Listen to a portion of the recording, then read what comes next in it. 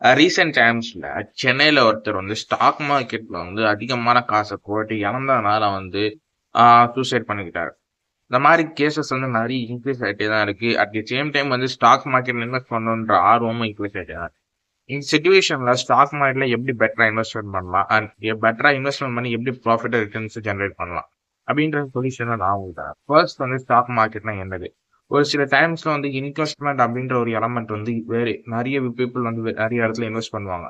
Like வந்து காசு சம்பாதிக்கணும் அப்படின்ற மென்டாலிட்டியில அப்படி நீங்க ஈக்விட்டி அந்த மாதிரி ஒரு சில ஷேர்ஸ் இன்வெஸ்ட் பண்ணீங்க அப்படின்னா நீங்க அந்த கம்பெனியோ ஓனரா இருக்கீங்க.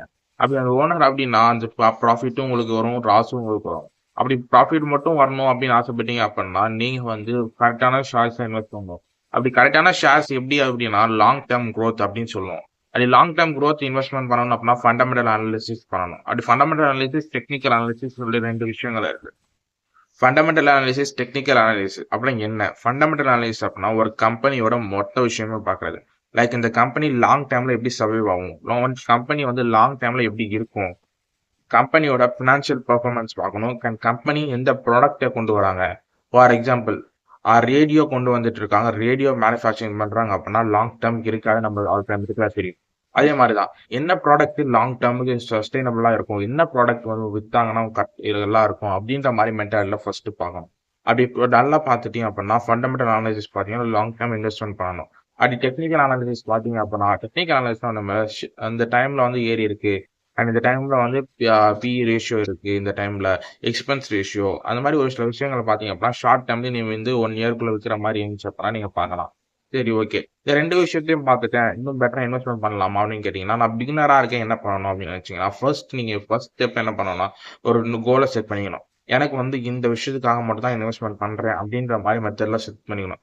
ஃபார் எக்ஸாம்பிள் நான் வந்து ஒரு கார் வாங்குறதுக்கு நான் இன்வெஸ்ட்மெண்ட் ஃபுல்லாக ஷேர் மார்க்கெட்டில் போடுறேன், அந்த காரை நான் வந்து அந்த ப்ராஃபிட்டபிலிட்டி வச்சு நான் இன்வெஸ்ட்மெண்ட் பண்ணி வாங்குவேன் அப்படின்ற மாதிரி மென்டாலிட்டி இருக்கீங்க அப்படின்னா அது உங்க கோலா வச்சுக்கோங்க ஃபர்ஸ்ட். அப்படி அந்த கோலை வச்சு நெக்ஸ்ட் என்ன பண்ணணும், ஃபர்ஸ்ட் ஆஃப் ஆல் இந்த கோலை வந்து என்ன மாதிரி மைண்ட் செட்ல வைக்கணுன்ற மெஷர்மெண்ட் இருக்கு.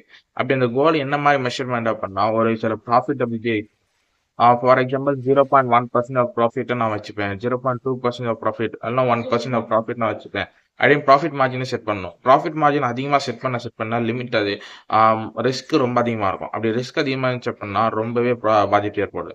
இந்த ஸ்டேல மேபி இன்கம் ஜென்ரேட் பண்ணுற மாதிரி இருக்கும், பட் ஆனால் வாங்கி இருந்து வித்துட்டே இருந்தோம் அந்த மாதிரி பண்ணாங்க அப்படின்னா கேம்பிளிங் மாதிரியும் இருக்கும். சரி, ஓகே. இந்த மாதிரி 3 விஷயங்கள் இருக்கு. இந்த 3 எலமெண்ட்டை வந்து ஃபாலோ பண்ணிட்டீங்க அப்படின்னா நல்லாவே ஸ்டார்டிங் பண்ணும்போது இன்வெஸ்ட்மெண்ட்ல ரெண்டாவது முக்கியமான விஷயம் ஸ்டார்டிங் வந்து ரொம்ப பேசிக்லேயும் ஸ்டார்ட் பண்ணுங்க. ஃபார் எக்ஸாம்பிள் வந்து இடிஎஃப்ஆ இருக்கட்டும், நிறைய விஷயங்கள் ஆகட்டும், அது ஈஸியா இருக்கும். உங்களுக்கு இடிஎஃப் அப்படின்னா எக்ஸ்சேஞ்ச் ட்ரேடட் ஃபண்ட் சொல்லுவாங்க.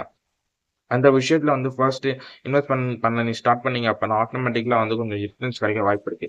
ரீசெண்டா பாத்தீங்க அப்படின்னா சில்வர்ல வந்து இன்வெஸ்ட்மெண்ட் பண்ணிருந்தீங்க அப்படின்னா ரொம்ப ப்ராஃபிட்டபிலிட்டா இருக்கும். பட் தீபாவளிக்கு முன்னாடி நீங்க வித்துருந்தீங்க அப்படின்னா ரொம்பவே ஜென்ரேட் பண்ணிக்கலாம். தீபாவளிக்கு அப்புறம் நீங்க வாங்கிருந்தீங்க வித்துறீங்க அப்படின்னா ரொம்பவே லாஸ் நீங்க சந்திச்சிருப்பீங்க.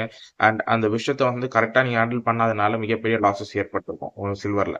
அட் சேம் டைம் வந்து தீபாவளிக்கு அப்புறமா வாங்குறத ஸ்டாக்ஸ் என்ன மாதிரி ஸ்டாக் வாங்கணும் அப்படின்னா ரீசெண்ட் டைம்ல சில்வர் ரொம்ப டவுன்ல போயிட்டு இருக்கு, மேபி இன்க்ரீஸ் ஆகலாம். சில்வர் வந்து எதனால் டவுன்ல போயிடுச்சு அப்படின்னா அவன் லண்டன் ஸ்டாக் எக்ஸ்சேஞ்சில் வந்து வாங்க ஆரம்பிச்சிட்டாங்க. ஸ்டாக்கு ஆல்ரெடி ப்ரோக்கரேஜ் வந்து ரொம்பவே ஸ்டாக் வந்து ரொம்பவே கம்மியாக இருந்துச்சு சில்வரோடது டோட்டலாக வேர்ல்டு வைடில் பார்க்கும்போது. பட் இப்போ வந்து அதிகமாக ஆயிடுச்சு, இன்க்ரீஸ் பண்ணிட்டாங்க. இந்தியா லெவலில் பார்க்கும்போது சில்வருக்கான டிமாண்ட் ரொம்ப இன்க்ரீஸ் ஆகிட்டே இருந்துச்சு. பட் இப்போ வந்து ரொம்பவே கம்மியாயிடுச்சு, எல்லாமே டிமாண்ட் வந்து கம்மியாயிடுச்சு. பட் இண்டஸ்ட்ரீஸ்லேருந்து எல்லா பர்பஸ்க்கும் சில்வர் யூஸ் பண்ணனால டிமாண்ட் அதிகமாக இருக்கு. சரி, ஓகே. அந்த இன்வெஸ்ட்மெண்ட் அப்படி கரெக்டாக பண்ணீங்கன்னா முடியும் எஸ்டிஎஃப் அந்த மாதிரி. அதுக்கப்புறம் டெப்ட்டுக்கு வாங்க. டெப்ட்லாம் ஒன்றுமே இல்லை, கவர்மெண்டோட பாண்ட்ஸும் சரி எஃப்டியும் சரி அந்த மாதிரி உள்ளது. அண்ட் அதுக்கப்புறம் ஈக்விட்டிக்கு வாங்க. இந்த மாதிரி 3 விஷயத்துக்கு நீங்கள் வந்து குறைஞ்ச ஸ்டெப் பை ஸ்டெப்பாக பண்ணீங்க அப்படின்னா நல்லாயிருக்கும். பட் டைவர்சிஃபிகேஷன் அப்படின்னு ஒரு விஷயம் எலமெண்ட் இருக்கு. டைவர்சிஃபிகேஷன் ஒண்ணுமே இல்ல. ஒரு காசை வந்து மொத்தமா ஒரே இடத்துல போடக்கூடாது, எக்காரணத்துக்கு கொண்டும். அப்படி போட்டீங்க அப்படின்னா இன்வெஸ்ட்மெண்ட்ல லாஸ் ஆகிறதுக்கு வாய்ப்பு இருக்கு. அதை சஜஸ்ட் பண்ண மாட்டாங்க எந்த இன்வெஸ்டரும். அப்படி மொத்த ஒவ்வொரு காஸ்ட்டும் ஒவ்வொரு இடத்துல போடணும். லைக் வந்து ₹100 இருக்கு அப்படின்னா ₹100 ₹10 இந்த டிப்ஸ்லயும் ₹10, ஈக்விட்டிலும் ₹10, ஏடிஎஃப்லயும் அந்த மாதிரி எலமெண்ட்ல போட்டீங்க அப்படின்னா உங்களுக்கு ப்ராஃபிட்டபிளி ஜென்ரேட் பண்ணணும். எதுக்கான இன்வெஸ்ட்மெண்ட் பண்ணணும்? மற்ற இடத்துல வந்து இன்ஃபிளேஷன் வந்து பீட் ஆகாது எந்த இடத்துலயுமே. பட் இந்த இடத்துல மட்டும் தான் இன்ஃபிளேஷன் பீட் ஆகும். அதாவது நீங்க வந்து ₹100 நீங்க பிஸ்கெட் வாங்குறீங்க அப்படின்னா சேவ் பண்ணி வச்சீங்க அப்படின்னா ₹100 தான் இருக்கும். அடுத்த வருஷம் இப்போ ₹110 இருக்கும் அந்த பிஸ்கெட். அப்படி நீங்க வந்து வாங்க முடியாது. பட் இதுவே அப்படி இல்ல. ஸ்டாக் மார்க்கெட்ல கரெக்ட்டா இன்வெஸ்ட் பண்ணீங்க அப்பன்னா ரூ. 110 பிஸ்கெட் காசு மாரி ரூ. 120 கூட காசு மாரி இருக்கும்.